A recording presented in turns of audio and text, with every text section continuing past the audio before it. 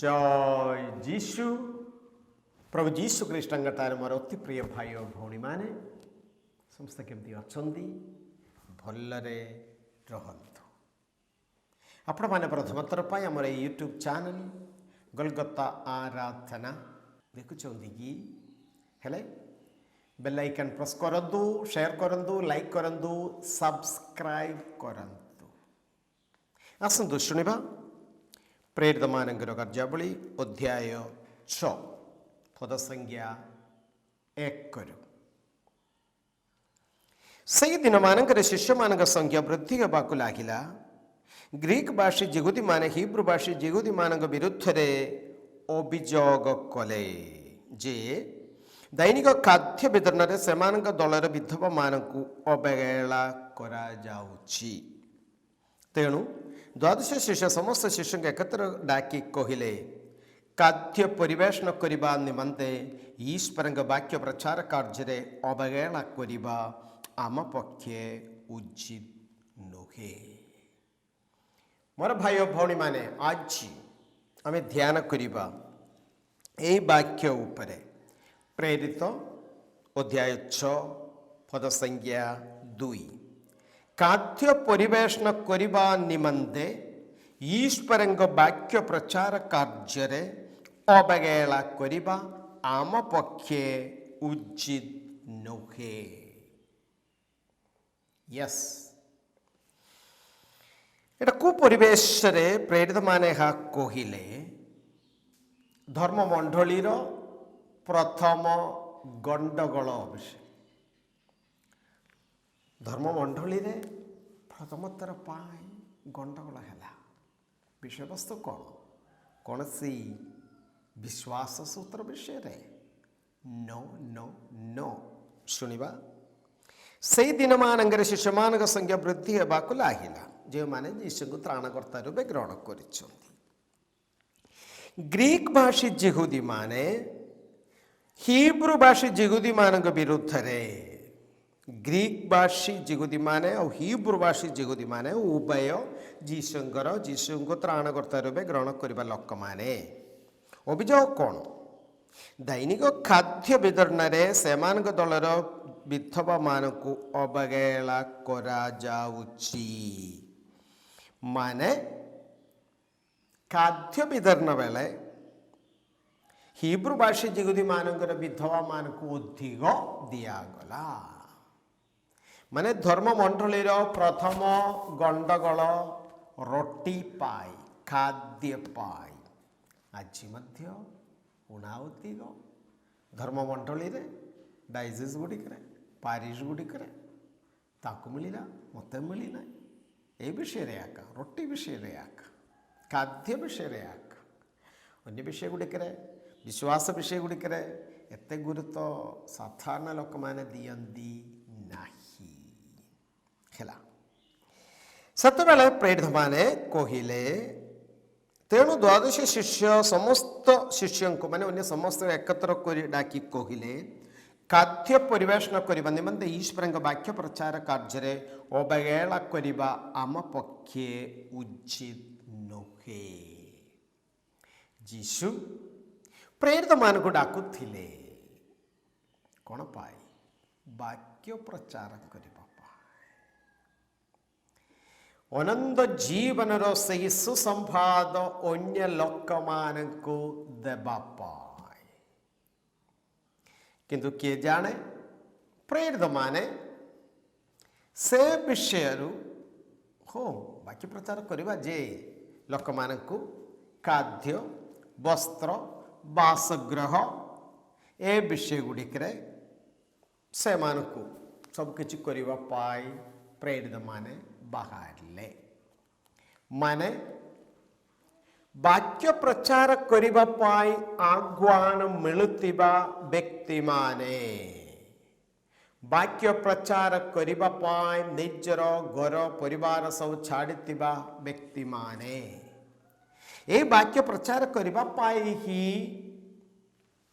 Marco ସମାଚାର ଅଧ୍ୟାୟ 4 ପଦ ସଂଖ୍ୟା 18ରେ ଯେମିତି ଆମେ ଦେଖୁଛୁ, ପିତର, ଆନ୍ଦ୍ରେୟ, ଜହନ, ଯାକୋବ ଭଲ ଭାବରେ ଚାଲିଥିବା ସେମାନଙ୍କର ସେହି ବ୍ୟବସାୟ ମାଛ ବ୍ୟବସାୟ ଛାଡ଼ିଲେ, ପରିବାର ଛାଡ଼ିଲେ ବାକ୍ୟ ପ୍ରଚାର କରିବା ପାଇଁ, କିନ୍ତୁ ସେ ବିଷୟରେ ଅବହେଳା କରି ଲୋକମାନଙ୍କୁ ଖାଦ୍ୟ ବିଷୟରେ ବ୍ୟସ୍ତ ଥିଲାବେଳେ ସେଇଠି ଗଣ୍ଡଗୋଳ ହେଲା। ଏଇଟା ଆପଣମାନଙ୍କ ପାଇଁ ମୋ ପାଇଁ ଉତ୍ତମ ଗୋଟିଏ ଶିକ୍ଷା। ଯୀଶୁ ଧର୍ମମଣ୍ଡଳୀ ସ୍ଥାପନ କରିଛନ୍ତି। ତାର ଅଂଶରେ ଥିବା ପ୍ରତ୍ୟେକ ଡାଇସିସ୍ ଓ ପ୍ରତ୍ୟେକ ପାରିଶ ଗୁଡ଼ିକ ବାକ୍ୟ ପ୍ରଚାର କରିବା ବିଷୟରେ ଅବହେଳା କରି ଅନ୍ୟ ବିଷୟ ଗୁଡ଼ିକରେ, ତାହା ପାଠପଢ଼ା ବିଷୟ ହେଉ, ଶିକ୍ଷା କ୍ଷେତ୍ରରେ ହେଉ, ସାମାଜିକ ସେବା ବିଷୟ ଗୁଡ଼ିକରେ ହେଉ, ସ୍ୱାସ୍ଥ୍ୟ ବିଷୟ ଗୁଡ଼ିକରେ ହେଉ, ବାକ୍ୟ ପ୍ରଚାର କରିବାର ଅବହେଳା କରି କଲେ ସେଇଠି ଗଣ୍ଡଗୋଳ ହେବ, ଅଶାନ୍ତି ହେବ।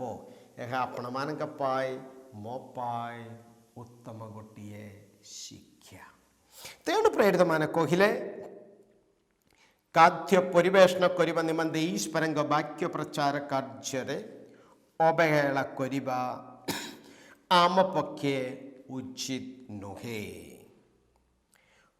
ଅତଏବ ଭାଇମାନେ, ତୁମ୍ଭମାନଙ୍କ ମଧ୍ୟରେ ଏପରି 7 ଜଣ ବ୍ୟକ୍ତିଙ୍କୁ ମନୋନୀତ କର, ଯେଉଁମାନେ ସୁନାମ ଅଛି ଏବଂ ଯେଉଁମାନେ ଆତ୍ମା ଆଉ ଜ୍ଞାନରେ ପରିପୂର୍ଣ୍ଣ। ଆମେ ସେମାନଙ୍କୁ ଏହି କାର୍ଯ୍ୟ ପାଇଁ ନିଯୁକ୍ତି ଦେବୁ। କୁକାର୍ଯ୍ୟ ସେଠି ପୁରାପୁରି ଆମେ ଲୋକମାନଙ୍କ ପାଇଁ ଖାଦ୍ୟ ବିତରଣ ମାନେ ଅନ୍ୟ ଏ ପୃଥିବୀରେ ଯେମିତି ସୁଖରେ ଶାନ୍ତି ରହିବା ପାଇଁ ଯାହା ଦରକାର ସେଗୁଡ଼ିକ ବନ୍ଦ କର ବୋଲି କହିଲେ କି ନାହିଁ। ତା ପାଇଁ ମଣ୍ଡଳୀରେ କେତେକ ଲୋକମାନେ ଦରକାର, କିନ୍ତୁ ବାକ୍ୟ ପ୍ରଚାର କରିବା ପାଇଁ ଆଗୁଆନ ମିଳିଥିବା ବ୍ୟକ୍ତିମାନେ ସେ କାର୍ଯ୍ୟ ହିଁ କରିବା ଦରକାର। ତାହା ହିଁ ସ୍ପଷ୍ଟ ଭାବରେ କହୁଛନ୍ତି। ଉଦାହରଣ, ବାକ୍ୟ ପ୍ରଚାର କରିବା ପାଇଁ ହିଁ ସଦାପ୍ରଭୁ କ୍ୟାଟେକିଷ୍ଟ ମାନଙ୍କୁ, ମୋର ମାଷ୍ଟର ମାନଙ୍କୁ, ପ୍ରଚାରକ ମାନଙ୍କୁ ଡାକୁଛନ୍ତି। ସେମାନଙ୍କ ଜୀବନରେ ପ୍ରଥମ ସ୍ଥାନ ବାକ୍ୟ ପ୍ରଚାରରେ ଦେବା ଦରକାର। ନିଶ୍ଚୟ ଜଣେ ଯାଚକ ରୂପେ, ଧର୍ମ ଯାଚକ ରୂପେ ସଦାପ୍ରଭୁ ମୋତେ ଆହ୍ୱାନ କରିଛନ୍ତି ତାଙ୍କ ଚରଣ ତଳେ ବସିବା ପାଇଁ, ତାଙ୍କୁ ଶୁଣିବା ପାଇଁ, ତାପରେ ଏହି ବାକ୍ୟ, ଏହି ଜୀବନ୍ତ ବାକ୍ୟ ଅନ୍ୟ ଲୋକମାନଙ୍କୁ ଦେବା ପାଇଁ। ଯଦି ଜଣେ ଯାଜକ ରୂପେ ମୁଁ ମୋର ଏଇ ଡ୍ୟୁଟି ଅବହେଳା କରି ଅନ୍ୟ କୌଣସି କାର୍ଯ୍ୟ କଲେ ମଧ୍ୟ ସେଠି ପ୍ରଭୁଙ୍କର ଅନୁଗ୍ରହ ଆଶୀର୍ବାଦ ରହିବ ନାହିଁ। ଯେଉଁଆଡ଼େ ପ୍ରଭୁଙ୍କର ଆଶୀର୍ବାଦ ଅନୁଗ୍ରହ ରହିବ ନାହିଁ, କ'ଣ ହେବ? ଗଣ୍ଡଗୋଳ ହେବ, ଅଶାନ୍ତି ହେବ।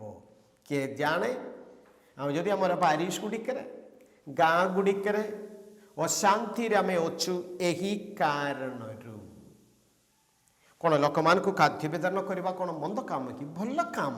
କିନ୍ତୁ ପ୍ରେରିତମାନଙ୍କୁ ସଦାପ୍ରଭୁ ଡାକି ନାହାନ୍ତି ସେହି କାମ କରିବା ପାଇଁ। ପ୍ରେରିତମାନଙ୍କୁ ଡାକୁଛନ୍ତି ବାକ୍ୟ ପ୍ରଚାର କରିବା ପାଇଁ। ମଣ୍ଡଳୀରେ ଫାଦରମାନଙ୍କୁ ବା କ୍ୟାଟେକିଷ୍ଟମାନଙ୍କୁ ବାକ୍ୟ ପ୍ରଚାର କରିବାକୁ ଛାଡ଼ି ଦିଅନ୍ତୁ। ଅନ୍ୟ ଆମର ବିଶ୍ୱାସୀ ଜଣ ଅଛନ୍ତି, ଆଗକୁ ଆସିବେ ସେମାନେ। ଏହି ଲୋକମାନଙ୍କର, ଆମ ମଧ୍ୟରେ ଆର୍ଥିକ ଭାବରେ ଦୁର୍ବଳ ଥିବା ଲୋକମାନଙ୍କୁ ସାହାଯ୍ୟ କରିବା ୟେସ୍ ଦରକାର, କିନ୍ତୁ ତା ପାଇଁ ବିଶ୍ୱାସୀମାନେ ଆଗକୁ ଆସିବା ଦରକାର। ଜଣେ ଧର୍ମଯାଚକ ରୂପେ ବାକ୍ୟ ପ୍ରଚାର କରିବା ଏହି କାମ ମୁଁ ଛାଡ଼ିକି ଅନ୍ୟମାନଙ୍କୁ ଶିକ୍ଷା ଦେବା, ସାମାଜିକ ସେବା ପାଇଁ ବାହାରିବାଟା, ସେଇଠି ପ୍ରଭୁଙ୍କ ଅନୁଗ୍ରହ ରହିବ କି ଆମେ ଦୁଇଥରେ ଆମେ ଚିନ୍ତା କରିବା ଦରକାର। ତେଣୁ ପିତ୍ର କହିଲେ, ଖାଦ୍ୟ ପରିବେଷଣ କରିବା ନିମନ୍ତେ ଈଶ୍ୱରଙ୍କ ବାକ୍ୟ ପ୍ରଚାର କାର୍ଯ୍ୟରେ ଅବହେଳା କରିବା ଆମ ପକ୍ଷେ ଉଚିତ ନୁହେଁ। ବାକ୍ୟ 4, ଅନ୍ୟମାନଙ୍କୁ ଏହି ଦାୟିତ୍ୱ ଦେଲେ, ତାହେଲେ ଆମେ ପ୍ରାର୍ଥନା ଆଉ ବାକ୍ୟ ପ୍ରଚାର କାର୍ଯ୍ୟରେ ସମ୍ପୂର୍ଣ୍ଣ ଭାବେ ମନୋନିବେଶ କରିପାରିବୁ। ୟେସ୍, ପ୍ରେରିତମାନଙ୍କର ଆଉ ବାକ୍ୟ ପ୍ରଚାର କରିବା ପାଇଁ ଆହ୍ୱାନ ମିଳିଥିବା ବ୍ୟକ୍ତିମାନଙ୍କର ଦୁଇଟା କାମ, ପ୍ରାର୍ଥନା ଆଉ ବାକ୍ୟ ପ୍ରଚାର। ଜଣେ ଫାଦର ହିସାବରେ ମୋର ପ୍ରଥମ ଡ୍ୟୁଟି ଯେଉଁ ଲୋକମାନଙ୍କୁ ମୋ ଦାୟିତ୍ୱରେ ସଦାପ୍ରଭୁ ଦେଇଛନ୍ତି ସେମାନଙ୍କ ପାଇଁ ପ୍ରାର୍ଥନା କରିବା ଆଉ ସେମାନଙ୍କ ନିକଟରେ ବାକ୍ୟ ପ୍ରଚାର କରିବା। ତାହେଲେ ଆମେ ପ୍ରାର୍ଥନା ଆଉ ବାକ୍ୟ ପ୍ରଚାର କାର୍ଯ୍ୟରେ ସମ୍ପୂର୍ଣ୍ଣ ଭାବେ ମନୋନିବେଶ କରିପାରିବୁ। କିଏ ଜାଣେ ଆମର ମଣ୍ଡଳୀ ଗୁଡ଼ିକରେ ଆମେ ଏହି ଶିଫ୍ଟ ଅଫ୍ ପ୍ରାୟୋରିଟି ଏହା ଦରକାର। ନହେଲେ ବାକ୍ୟ ପ୍ରଚାର କରିବା ପାଇଁ ଆହ୍ୱାନ ମିଳିଥିବା ବ୍ୟକ୍ତିମାନେ ତାହାଠାରେ ଅବହେଳା କରି ଅନ୍ୟ କାର୍ଯ୍ୟ ଗୁଡ଼ିକରେ ଲିପ୍ତ ହେଲେ ସେଇଠି ଅଶାନ୍ତି ହେବ। ହେଲେ ମୋର ଭାଇ ଓ ଭଉଣୀମାନେ, ମୋର ବିଶ୍ୱାସୀ ଭାଇ ଓ ଭଉଣୀମାନେ, ଖାଦ୍ୟ ବସ୍ତ୍ର ବାସଗୃହ ପାଇଁ କୌଣସି ଫାଦରଙ୍କ ନିକଟକୁ ଧାଇବେ ନାହିଁ। ତା ପାଇଁ ପାରିଶ ଅନ୍ୟ କିଛି ବ୍ୟବସ୍ଥା ଦରକାର। ଖାଦ୍ୟ ବସ୍ତ୍ର ବାସଗୃହ ପାଇଁ ବିଶ୍ୱାସୀମାନେ ଆମେ ଫାଦରମାନଙ୍କ ପାଖକୁ ଆସିଲା ବେଳେ ନିଶ୍ଚୟ ଆମର ଟିକେ ପ୍ରଲୋଭନ ଆସିବାର ସମ୍ଭାବନା ଅଛି। କ'ଣ? ପ୍ରାର୍ଥନା ପରେ କରିବା, ବାକ୍ୟ ପ୍ରଚାର ପରେ କରିବା। ଆମ ଲୋକମାନଙ୍କୁ କେମିତି ଆମେ ଆଉ ଟିକେ ଭଲ ଭାବରେ ଖାଦ୍ୟ ବସ୍ତ୍ର ବାସଗୃହ ପାଠପଢ଼ା ଘର ଚାକିରି ଏଗୁଡ଼ିକ ପାଇଁ ଆମେ ପରିଶ୍ରମ କରିବୁ। କ'ଣ ହେବ?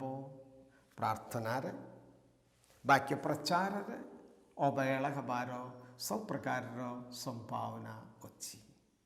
ଜଣେ ପାରିଶ ପ୍ରିଷ୍ଟ ହିସାବରେ ମନେକର ମୁଁ ବାକ୍ୟ ପ୍ରଚାରରେ ଲୋକମାନଙ୍କ ପାଇଁ ଥିବା ପ୍ରାର୍ଥନାରେ ଆରାଧନାରେ ଯଦି ମୁଁ ଅବହେଳା କରେ ଆଉ ଲୋକମାନଙ୍କୁ ଅନ୍ୟ ପଠରେ ଅନ୍ୟ ସାଇଡ଼୍ରେ ମାନେ କ'ଣ ଖାଦ୍ୟ ବସ୍ତ୍ର ବାସଗୃହ ଘର ଇତ୍ୟାଦି କେତେ ଚନ୍ଦା ଉଠେଇବା ଏ କରିବା ସେ କରିବା ସେଥିରେ ବ୍ୟସ୍ତ ହେଇକି ବୁଲିଲେ କ'ଣ ହେବ? ପ୍ରଭୁଙ୍କ ଆଶୀର୍ବାଦ ସେ ପାରିଶରେ ରହିବ ନାହିଁ। ତେଣୁ ବିଶ୍ୱାସୀମାନଙ୍କ ପାଇଁ ମୋର ଅନୁରୋଧ, କେବେହେଲେ କୌଣସି ଫାଦରଙ୍କ ପାଖକୁ ଖାଦ୍ୟ ବସ୍ତ୍ର ବାସଗୃହ ପାଇଁ ଯାଆନ୍ତୁ ନାହିଁ।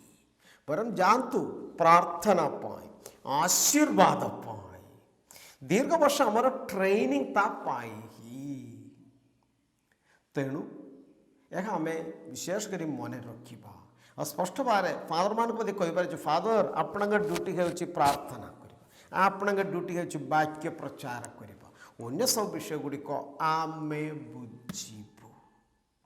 ଆମେନ୍। ପ୍ରଭୁ ଆପଣମାନଙ୍କ ସଙ୍ଗେ ରହନ୍ତୁ। ସର୍ବଶକ୍ତିମାନ ପରମେଶ୍ୱର ପିତା ଓ ପୁତ୍ର ଏବଂ ପବିତ୍ର ଆତ୍ମା ଆପଣମାନଙ୍କୁ ଆଶୀର୍ବାଦ